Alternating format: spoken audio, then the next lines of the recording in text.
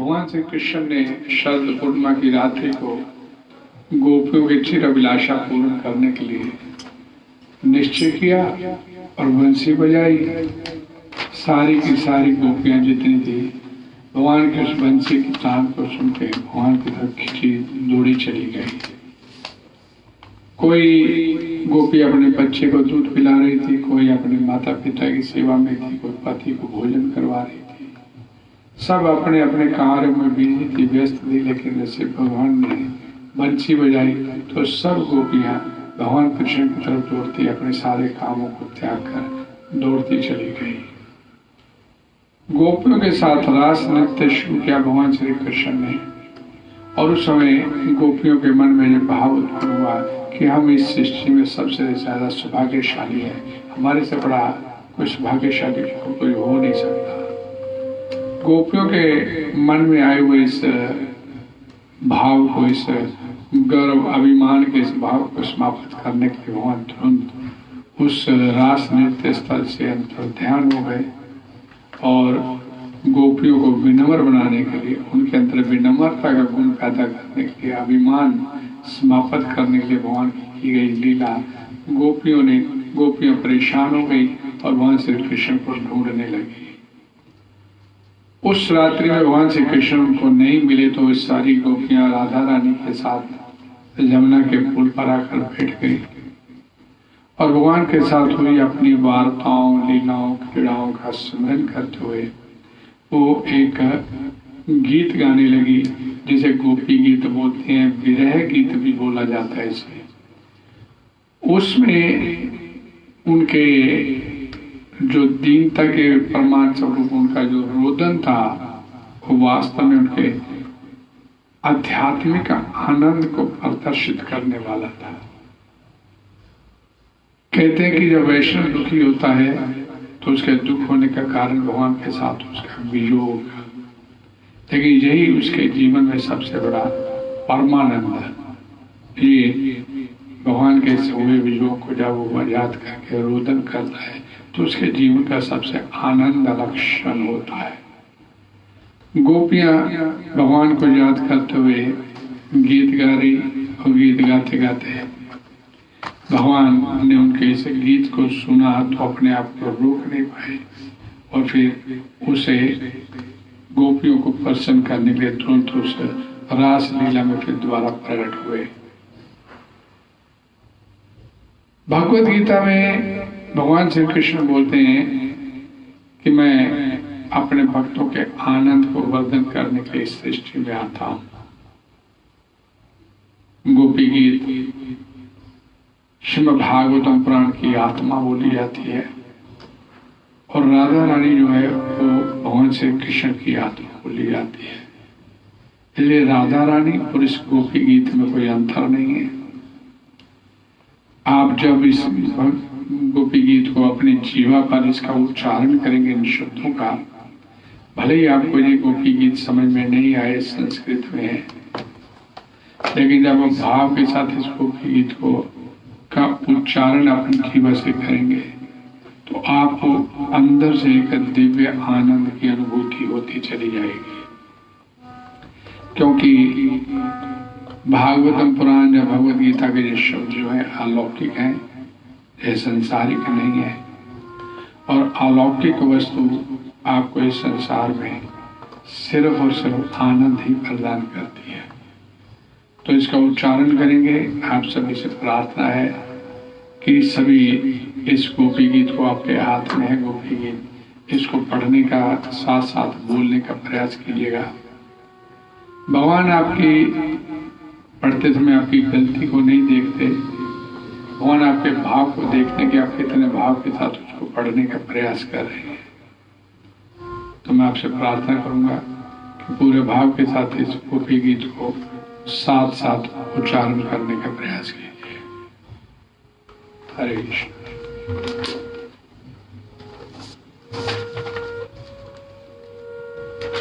हरे कृष्ण। हरे कृष्ण। गोप्यों जयति ते अधिकम् जन्मना प्रजा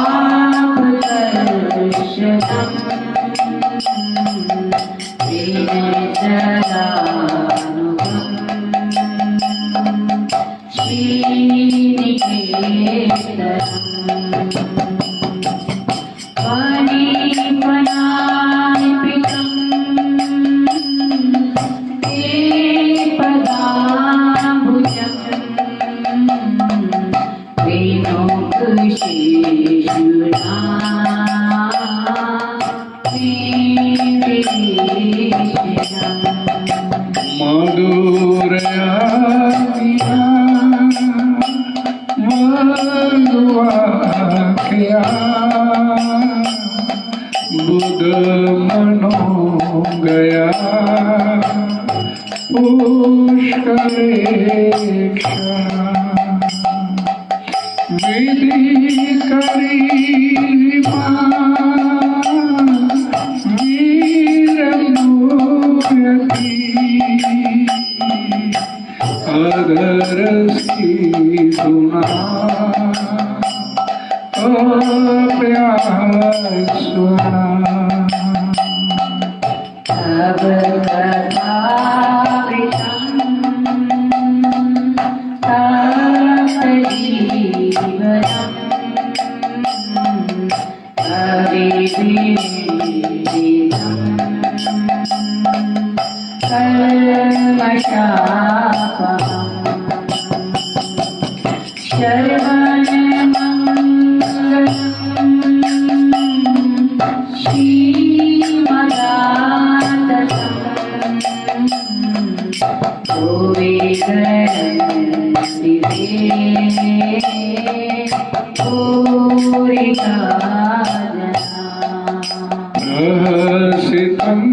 प्रिय प्रेम वीक्षणम् विहरणं च ते ध्यानमङ्गलम् रसिसंविदो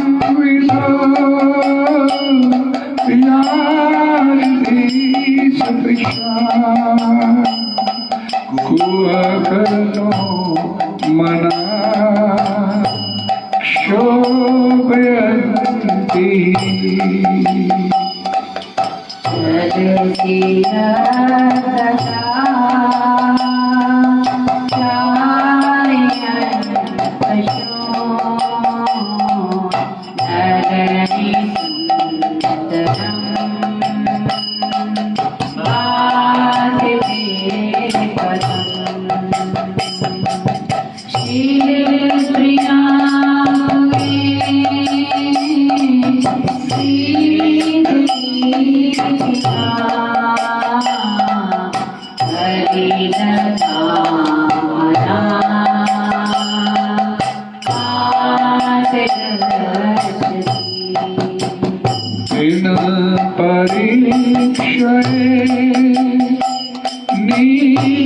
नीलकुन्तले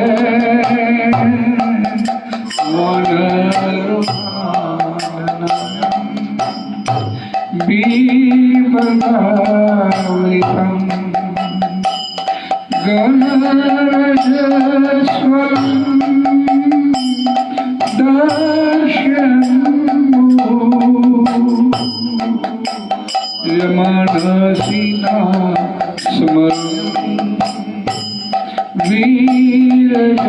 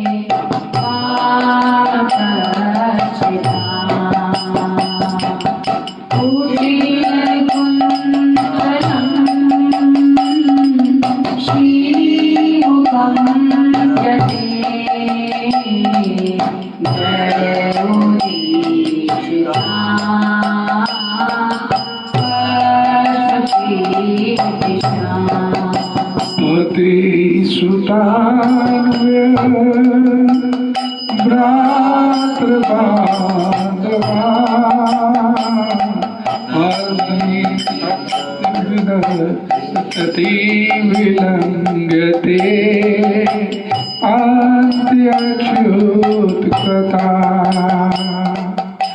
गति तव उद्गीत मोहिता कि तव योषिता कास्तयेत दिशि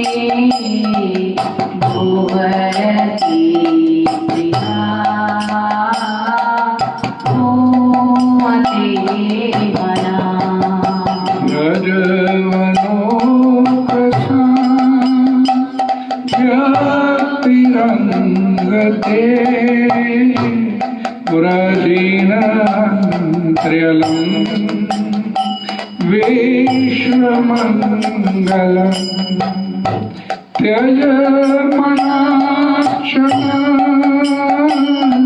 त्वत्प्रियात्मनम् स्वजनरेन्द्रिया यत्निषूदनम्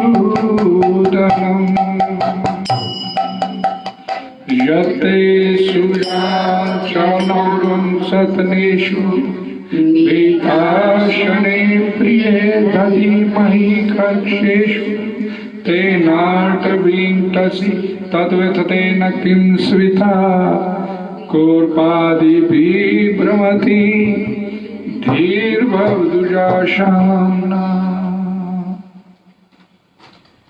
हरे कृष्णा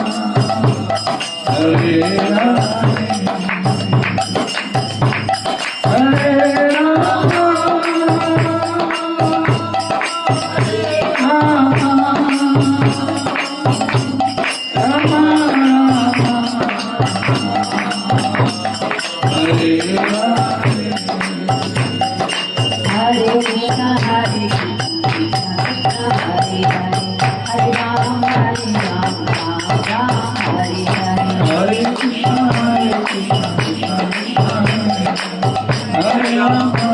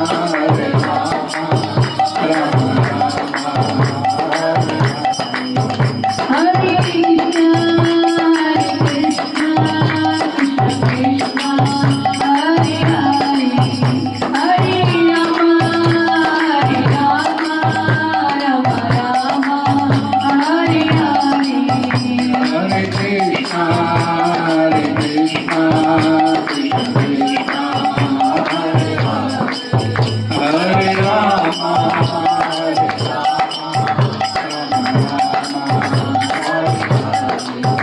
जय राधा दामोदरी राधा दामोदरी पिया रे।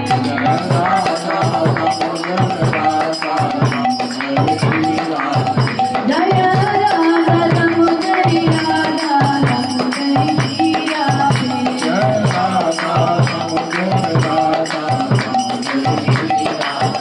गीते गारे हरि बोल हरि बोल हरि बोल हरि बोल।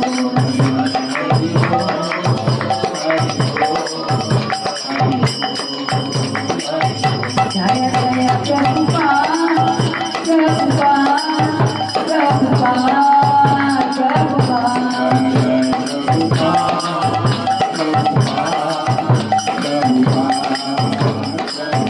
जय प्रभुपदाय प्रभुपदाय जगद्गुरु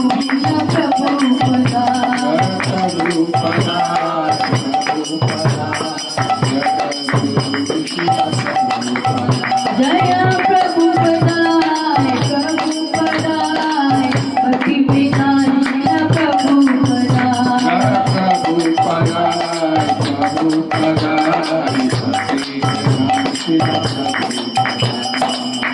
हरे कृष्ण।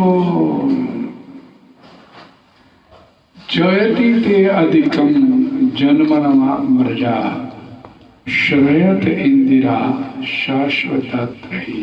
पहला श्लोक। दयित दृश्यताम दिक्षुतावकाश त्वयितास्व त्वाम विचिन्त्यते। इस श्लोक का हिंदी अनुवाद सुनिए ध्यान से। गोपियों ने कहा, हे प्रियतम, ब्रज भूमि में तुम्हारा जन्म होने से ये भूमि अत्यधिक महिमावान हो उठी है और इसीलिए इंदिरा लक्ष्मी यहाँ सदैव निवास सेवा करती है। केवल तुम्हारे लिए ही तुम्हारी भक्त दासियां अपना जीवन पाल रही हैं।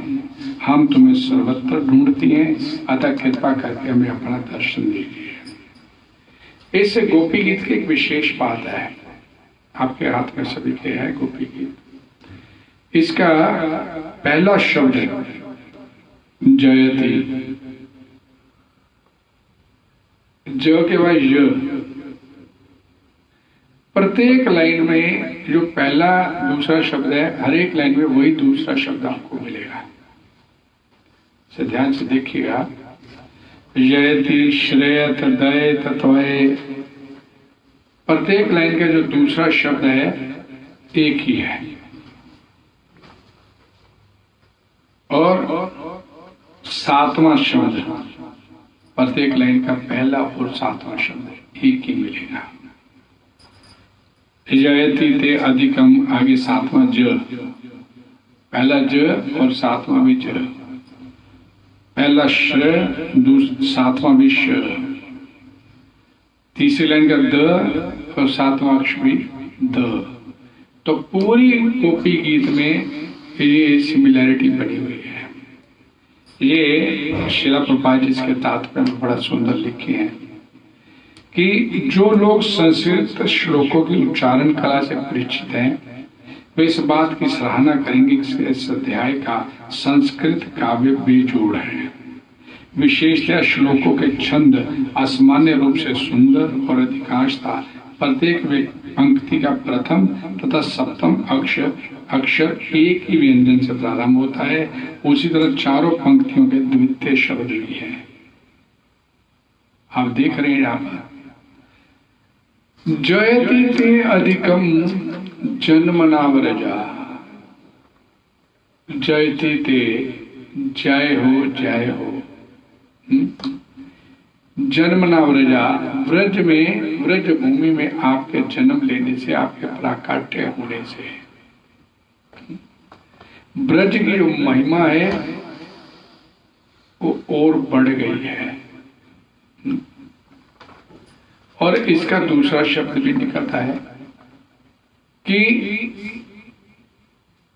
भगवान कृष्ण के ब्रज में आने से ब्रज की महिमा भी बढ़ गई है, ब्रज की महिमा भी बढ़ गई है, ब्रज भूमि की भी, और कृष्ण की भी महिमा बढ़ गई है। और दूसरी लाइन है श्रेयत इंदिरा शाश्वत रही। श्रेयत इंदिरा वो लक्ष्मी माता का एक नाम है, इंदिरा। और आपके जन्म लेने के बाद, आपके प्रकट होने के बाद, आपके इस धरा पर आने के बाद, ब्रज भूमि में आने के बाद, जो ब्रज में लक्ष्मी माता जो है स्थायी रूप से शाश्वत परमानेंट उसने अपने सेवा कार्य भार अपने संभाल लिया है। एक बात को ध्यान से समझिए कि लक्ष्मी माता को वृंदावन में प्रवेश नहीं मिला कभी भी। हमारे पद्म पुराण में बड़ा अच्छा वर्णन आता है इसका कि लक्ष्मी माता वृंदावन में प्रवेश नहीं कर सकती, लेकिन ब्रजभूमि में, क्योंकि भगवान श्री कृष्ण आ गए, ब्रजभूमि क्षेत्र 84 कोष का ये क्षेत्र है, इसमें माता लक्ष्मी शाश्वत परमानेंट आपके यहाँ पे स्थायी रूप से सेवा करने के लिए विराजमान हो गई है, आ गई है। कहां से आ गई है? अपना वैकुंठ धाम छोड़ के। देखिए लक्ष्मी माता की सब जगह पूजा होती है, द्वारका में है ना, रुक्मिणी जो लक्ष्मी का रूप है, द्वारका में हो या मथुरा में हो या कहीं भी हो, पूरी सृष्टि में कहीं भी हो, लक्ष्मी माता की पूजा की जाती है, लक्ष्मी माता की सेवा की जाती है। लेकिन एक ऐसा स्थान इस धरा पर है यहाँ पर बताया गया, गोपियां बोल रही हैं कि लक्ष्मी भी यहाँ पर परमानेंट स्थायी निवास करने के लिए आ गई है। किस लिए? ब्रजभूमि की सेवा करने के लिए। कहाँ तो लक्ष्मी माता की सेवा की जाती है, लोग पूजा करते हैं, अर्चना करते हैं, लेकिन यहाँ पर आकर लक्ष्मी माता भी यहाँ पर उसे एक यमुना पार, एक मानसरोवर है, यमुना पार करते हैं वृंदावन में जाके, तो एक तरफ मानसरोवर, दूसरी तरफ आगे बिल्व वन 8 वन है ना, तो बिल्व वन, बेल वन बोलते हैं आजकल उसको, बेल वन में वो वहां पर मौजूद है। लेकिन वो वृंदावन में प्रवेश और रास नृत्य में प्रवेश करने के लिए लालायित रही लक्ष्मी कि किसी तरीके से भगवान कृष्ण की रास लीला में उसे स्थान मिले, लेकिन वृंदावन में प्रवेश लक्ष्मी को नहीं मिला। लेकिन लक्ष्मी माता ब्रज भूमि में आने के बाद यहाँ पर सेवा कर रही है। अब तो आज तक बताते कि सेवा करी कि उसे भगवान श्री कृष्ण की रास लीला में नृत्य करने को स्थान मिल जाए, प्रवेश मिल जाए उसे। दैत दृश्यताम दिक्षुताक प्रकाश। दैत, हे प्रियतम, हे स्वामी, हे प्राणनाथ, गोपियां बोल रही, दृश्यताम, दर्शन दे दीजिए। दैत दृश्यता में प्रिय, रासलीला से अंतर ध्यान हो गए भगवान, और गोपियां ढूंढते थक गई हैं, यमुना के पुल पर आकर बैठ गई हैं, ये गीत गा रही हैं और प्रार्थना करें कि दैत दृश्यता, आप दर्शन दे दीजिए। दिक्षु तावकाश, दिक्षु चारों दिशाओं में आपको खोज रही है। ताव का हम आपकी हैं, हम गोपियां बोली हम आपकी हैं और आपको खोज रही हैं चारों दिशाओं में, थक गई हैं। दैत दृश्यताम, आप हमारे को दर्शन दे दीजिए। हे आपकी हैं, लेकिन फिर भी मेरे को दर्शन नहीं मिल रहा। त्वयि धृतास्व, त्वयि धृतास्व, धृता आस्व, प्राण आपको पहले दे चुकी है। हमने अपने मन प्राण आपको पूरी तरह से समर्पित कर दिए हुए हैं, और तमाम विचिन्वते, और फिर भी आपको खोज रही है। मन और प्राण आपको दे दिया और उसके बाद भी हम आपको हमें खोजना पड़ रहा है। हम आपकी हैं, अपना सारा कुछ आपको नौशावर कर दिया। एक बात समझिए कि गोपी किसे बोला जाता है? गोपी बोला जाता है जिसने सर्वस्व अपना भगवान को अर्पित कर दिया। अपनी गो बोलते हैं इंद्रियों को, सेंसेस, अपनी सेंसेस से, जो सेंसेस के मालिक हैं, इंद्रियों के मालिक हैं, जो हमारी अपनी इंद्रियों से, इंद्रियों के मालिक भगवान ऋषिकेश। ऋषिकेश भगवान का एक नाम है। ऋषिकेश का अर्थ होता है इंद्रियों के स्वामी, हमारी जो सेंसेस के मालिक, जो अपनी इंद्रियों से, इंद्रियों के स्वामी भगवान कृष्ण की सेवा करे, उसे गोपी बोला जाता है। इट इज कॉल्ड गोपी। और हम अपना सारा कुछ आपको सौंप दिया। गोपी का मतलब क्या होता है? गोपी बनने के लिए 2 कंडीशन होती हैं, जो भगवत गीता में बताई गई है। भगवत गीता में भगवान श्री कृष्ण बोलते हैं, सर्वधर्मान परित्यज्य मामेकम शरणम व्रज। सारे धर्मों का परित्याग करके एकमात्र भगवान बोलते हैं भगवत गीता में, मेरी शरण में आ जा। मैं क्या करूंगा? तुम्हारे को इन दुखों से बाहर निकाल के अपने धाम, अपने घर वापस तुम्हारे को ले आऊंगा। तो गोपियां क्या कर रही हैं? सर्वधर्मान परित्यज्य, सारे धर्मों का परित्याग करके। और गोपियां भी हमने श्लोक पढ़ के हटे हैं। 15 नंबर श्लोक में क्या बोला गया? पति सुतान्वय भ्रातृ बांधवान अति विलंघ्यते अंति अच्युतागता। अपने पति, अपने भाई, अपने बंधु, अपने माता, अपने पिता, अपनी संतान, सबका परित्याग करके एकमात्र आपकी शरण में आ गई। गोपी का भाव का मतलब क्या है कि सारे धर्मों को परित्याग, पति धर्म, संतान के प्रति धर्म, माता पिता के प्रति धर्म, घर परिवार के प्रति धर्म, संबंधियों के प्रति धर्म, सारे संबंधों को परित्याग कर दिया हमने। और भगवान भगवत गीता में बोलते हैं सब धर्मों का परित्याग करके मेरी शरण में आ जा। तो गोपियां सारे धर्मों का परित्याग करके एकमात्र भगवान कृष्ण की शरण में आई है। ये पहली कंडीशन है गोपी बनने के लिए। और दूसरी, भगवद गीता के इसी श्लोक से पहले 65वां श्लोक, मन मना भव मद भक्तो मध्याजी माम नमस्कार। अपना मन मेरे को दे दे।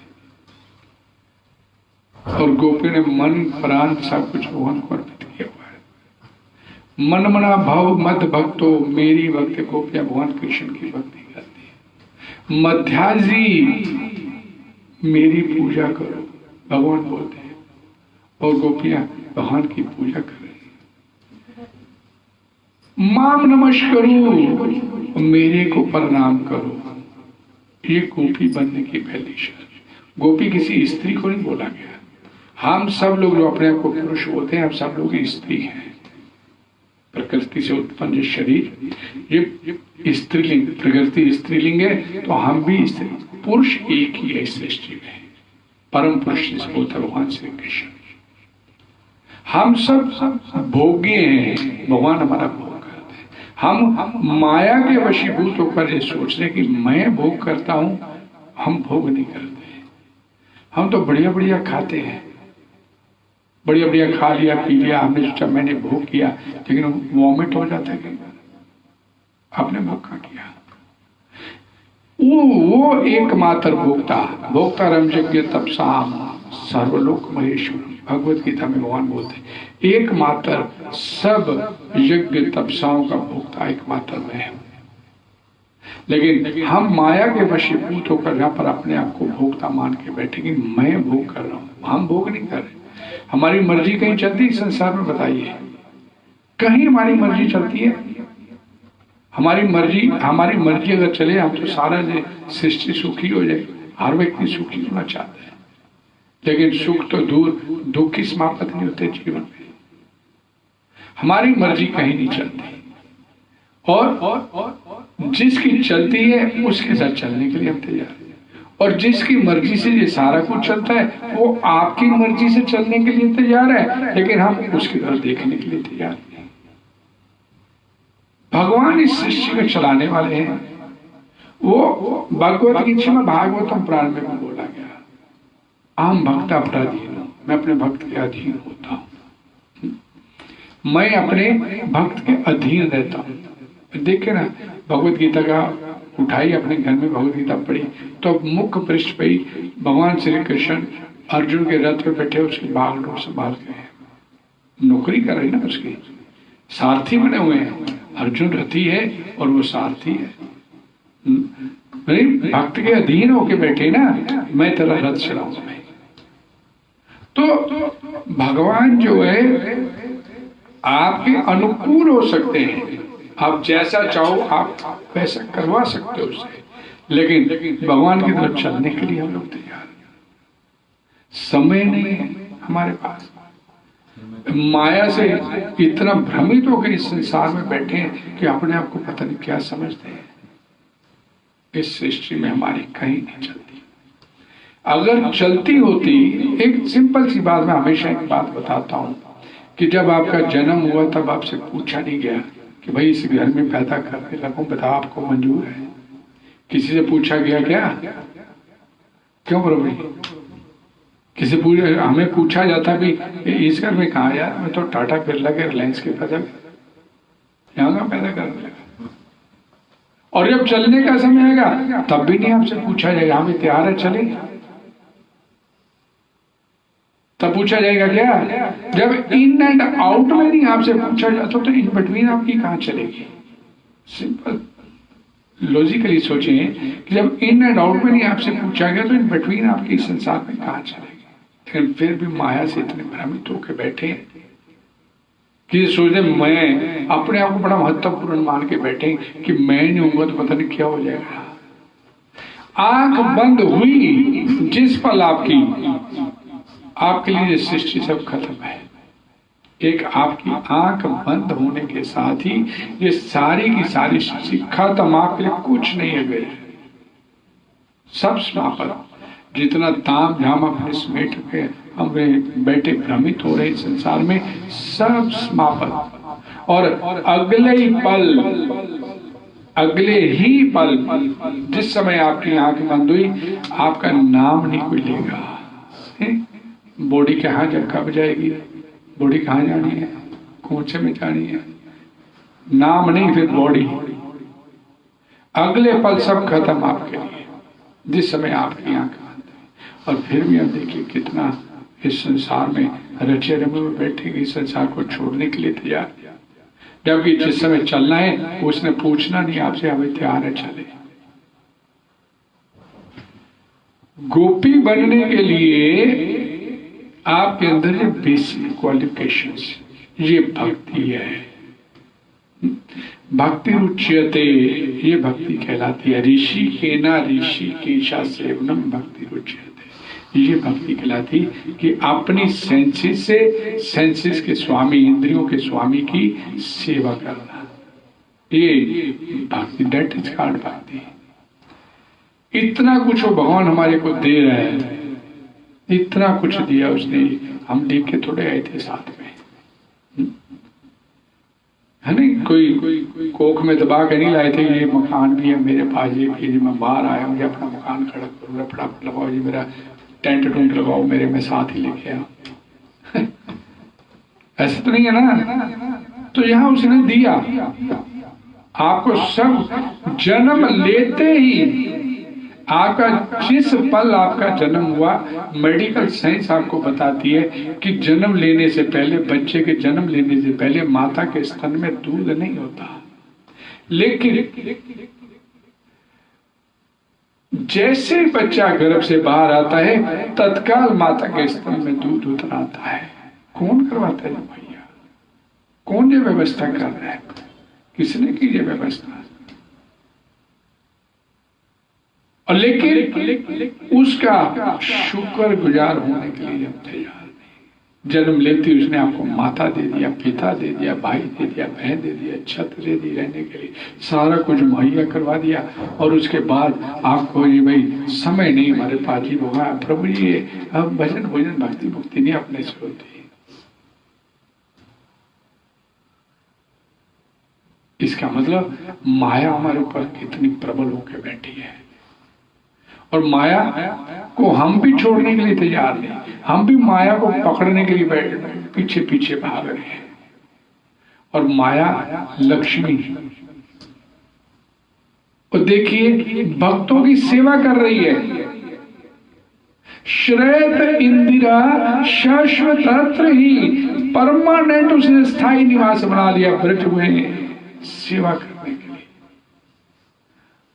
हम लक्ष्मी का भोग करना चाहते हैं, लेकिन भगवान के बिना।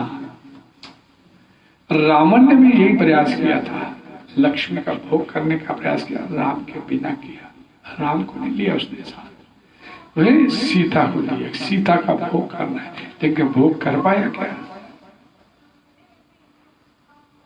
सब खत्म हो गया।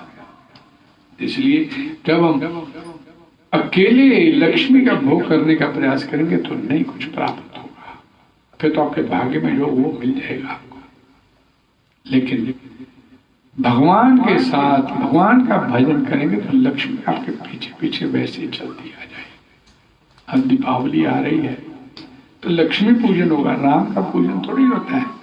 बोलते जरूर हैं कि राम जब वापस आए अयोध्या तो दीपोत्सव मनाया गया, लेकिन राम के लिए दीपोत्सव थोड़ा हो रहा है, ये तो लक्ष्मी पूजन होगा उस दिन। हर जीव आत्मा इस संसार में आने के बाद भ्रमित होके बैठा है कि मैं लक्ष्मी का भोग करूंगा, लेकिन भगवान भगवद गीता में बोलते हैं भोक्तारम यज्ञ तपसाम सर्वलोक महेश्वर, सबका मालिक मैं हूं, सब लोकों का मालिक। पृथ्वी भी एक लोक है, पृथ्वी एक लोक है, मध्य में है जी 14 लोकों में, 14 लोकों वाला जी ब्रह्मांड है, 7 लोग ऊपर 6 लोग नीचे है पृथ्वी के, 14 लोक है टोटल। और भगवान बोलते हैं सर्व लोक महेश्वर, सभी लोकों का मालिक मैं। और हम यहाँ पर 100 गज के मकान लेकर रजिस्ट्री हाथ में लेके बैठे, मालिक तो हम है। 17वीं मंजिल वाला फ्लैट हमारा है। हरे कृष्णा। भगवान के बिना भोग करेंगे तो मार पड़ेगी, मार खाएंगे आप। भगवान को दीजिए तो लक्ष्मी आपके पीछे अपने आप सेवा करने के लिए आ जाएगी। हरे कृष्णा हरे कृष्णा हरे कृष्णा कृष्णा कृष्णा हरे राम राम राम हरे। ये कार्तिक मास चल रहा है, कार्तिक मास में विशेष दामोदर मासी से बोलते हैं, और भगवान की सबसे सुंदरतम लीला दामोदर लीला आप सभी जानते हैं। भगवान श्री कृष्ण भगवद गीता में बोला परित्राणाय साधुना विनाशाय च दुष्कृताम्। परित्राणाय साधुना, अपने भक्तों का उद्धार, अपने भक्तों को आनंदित करने के लिए भगवान श्री कृष्ण इस धरा पर आते हैं। एकमात्र उद्देश्य भगवान का अपने भक्तों को आनंद देने के लिए आना इस सृष्टि में।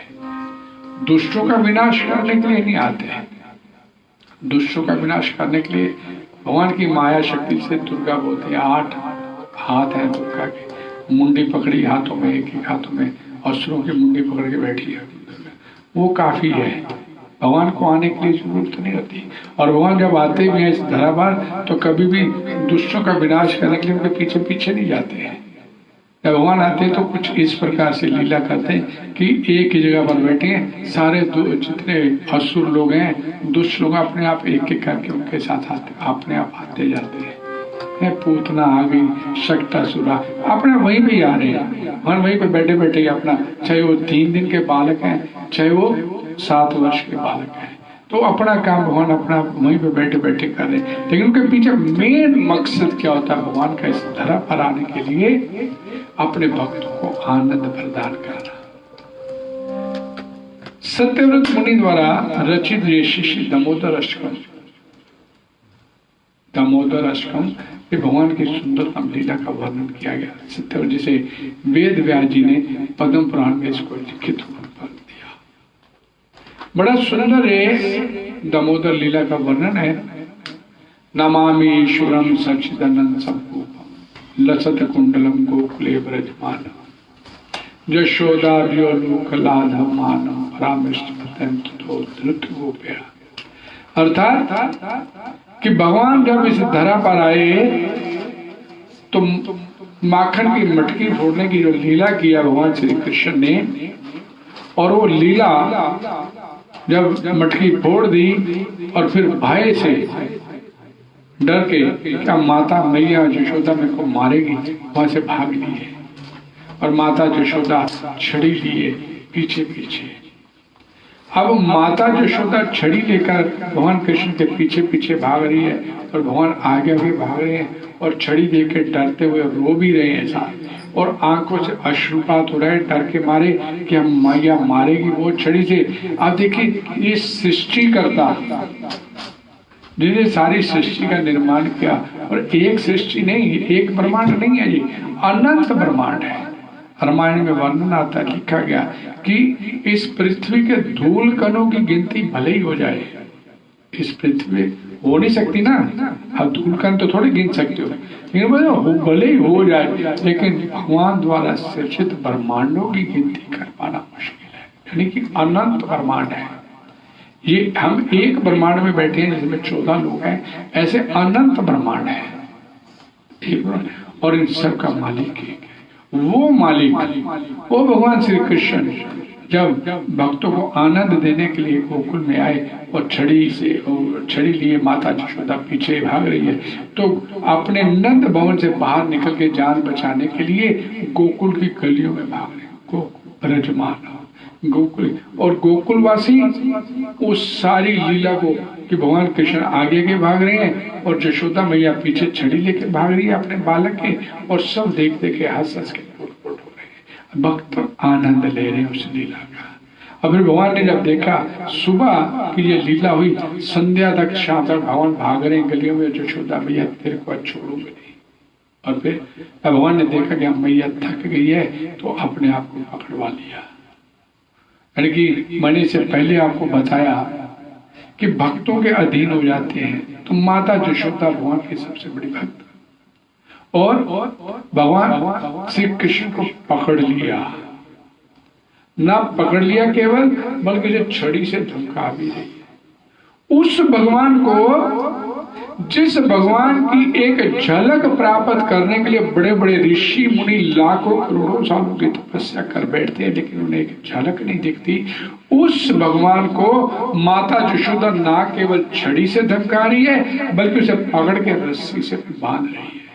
भगवान कभी बंधते हैं क्या? लेकिन अपने भक्तों के प्रेम भाव के आगे बंध जाते हैं। ये भगवान इस दामोदर लीला के माध्यम से दिखाना चाहते हैं भगवान कि मैं अपने भक्तों के वशीभूत हो जाता हूँ। भक्त प्रेम भाव के साथ मेरे साथ अपना रिश्ता जोड़ते हैं, तो मैं ये यथा माम प्रपद्यन्ते तास तथैव भजामि अहम्। जो जिस प्रकार, जिस अनुपात से, जिस संबंध से मेरी शरण में आता है, उसी अनुपात से, उसी संबंध से मैं भी उसको रेसिप्रोकेट करता हूँ। भगवान भी वैसा करते। ये यथा माम प्रपद्यन्ते तांस तथैव, यथा तथा, जैसे को तैसा, जैसे बोलते हैं हम अपनी भाषा में, कि जैसा आप भाव के साथ भगवान को करोगे, उसी भाव से भगवान भी आपको रेसिप्रोकेट करते हैं।